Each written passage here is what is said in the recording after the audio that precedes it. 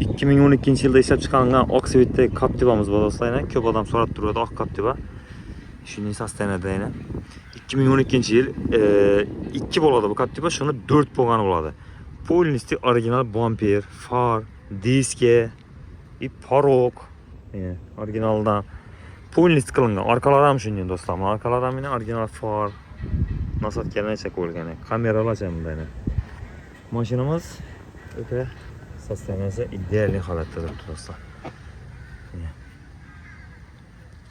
Yurganini qarang, yurgan ham qiziq buni. 133 ming probega o'tibdi. Mashina любой переверки tayyor mashinamiz tez kelib olaverasizlar.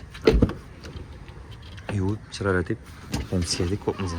Metallari bor. 4 dan 30lik metal bor. Shuni holatda yana do'stlar. Bolalar ham yaxshi holatda. Diskalar ham Captiva 4 diskasidan turibdi original diskada. Shuni holatda yana. O'ta go'zal holatda.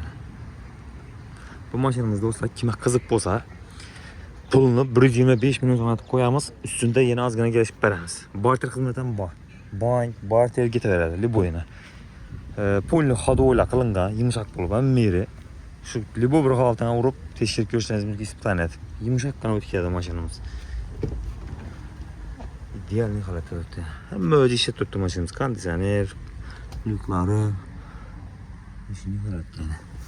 Do'stlar, telefon olaverasizlar. Kimga qiziq bo'lsa, qaysi telefon bilan yozib qo'yamiz. Telefon urib sodalanishingiz mumkin.